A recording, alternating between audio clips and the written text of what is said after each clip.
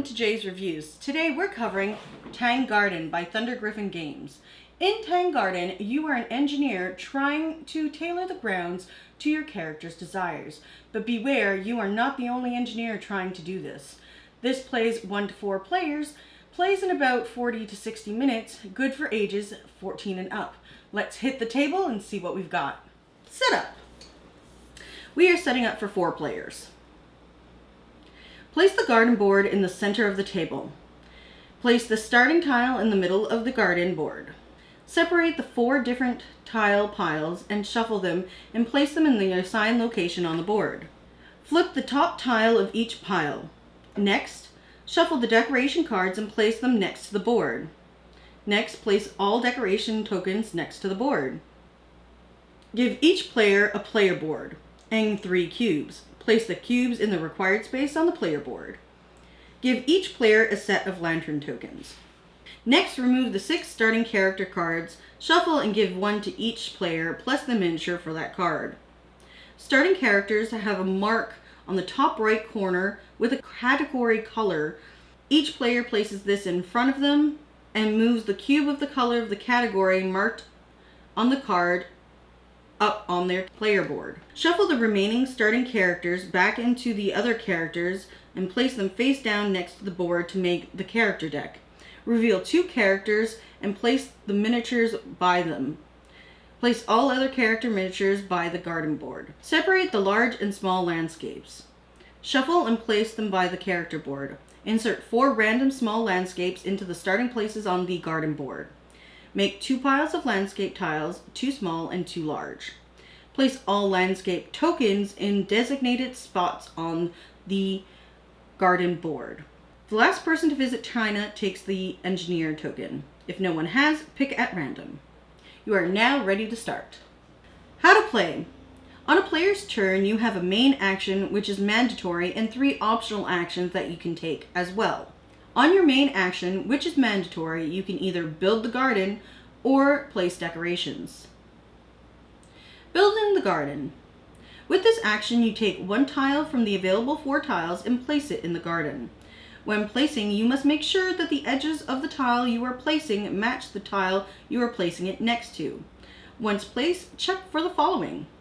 Advance the cube on your player board for each terrain type that you've placed tiles in adjacent to. Advance the cube if you have made an enclosure. Gain a coin if the tile you place matches a footpath. If the tile you place matches 2 footpaths, you can gain 2 coins or advance any cube 1 level.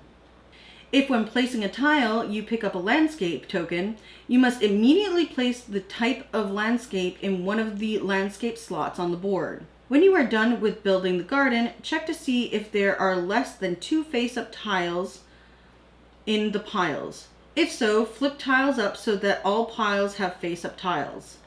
Note, there are some special tiles mixed in with the other tiles. Each give special rewards and their edges do not need to match when you play them in the garden. Another main action you can take is placing a decoration. Take 2 cards plus 1 card for every face-down garden tile. Choose one of the cards that you have drawn and place it face up in front of you. Where you can place it will be noted in the top right corner of the card. Also, get the one-time bonus noted on the card as well. The bottom of the card will show you what you will get for points at the end of the game. Bird and fish.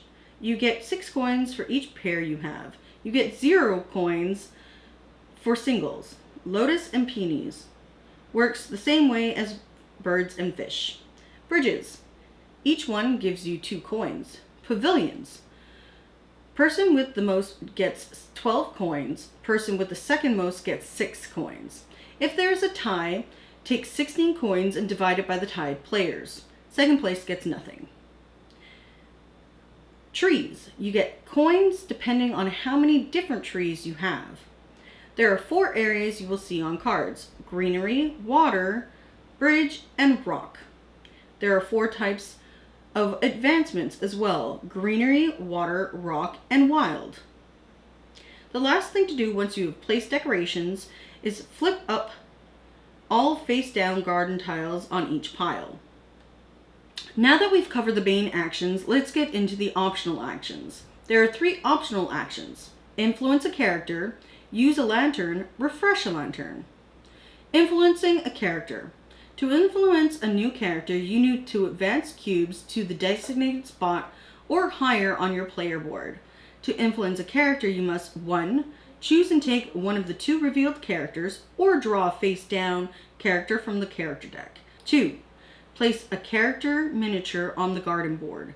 Make sure the character is facing the right direction, because once placed, its direction cannot change. Also, once a character is placed, its character skill is no longer active. If you choose one of the revealed characters, make sure to reveal a new character before moving on. Use a lantern. A player can choose to activate one of the 4 lantern abilities, once per turn. Flip over the ability you choose, then use it. When building the garden, take 2 tiles and score both. To use this ability, the 2 tiles you pick must be face up at the start of your turn. When placing decorations, take 2 cards from the draw cards and place and gain both bonuses. Move or adjust one of your characters that is already in the garden. When influencing a character, you may choose any one you want from the deck and then shuffle the character deck. Or when building the garden, choose any non-visible tile from any pile, then shuffle that pile. The last option you can choose is refresh a lantern. To do this, you must spend 3 landscape tokens of the same size to refresh a used lantern. Discard the landscape tokens back to the box. That was a lot of information, so let's recap. So on a player's turn, you must take a main action, which is mandatory, of either building the garden or placing a decoration. They can also choose to do the optional actions of influencing a character, using a lantern, or refreshing a lantern. Then play moves to the next player clockwise. The end of game is triggered when there are 3 or fewer landscape tokens on the garden board, or one of the piles of landscape tiles is empty. Play continues until the player to the right of the first player has completed their turn, so all players have equal turns. Total up each player's score, and whoever has the most coins wins. Tang Garden is a beautifully done game, but it does have a bit of a learning curve. There are a lot of moving parts, so don't be surprised if you're playing this game the first couple of times with the rulebook next to you. But due to there being so many moving parts, there is a ton of replayability to it. The thing we enjoyed the most about this game was the competitiveness, but also that it has a very serene feel to it. Yes, getting coins is the most important thing, but if you wait and sit and look at the scenery, you might actually get more points that way. Overall, this is a great game. It's very unique, but it might not be everyone's cup of tea. But for me, this was definitely something I needed on my shelf. We can't wait to get this back to the table and see what other beautiful sceneries we have. We give this J seal of approval, and we'll catch you next time at the table.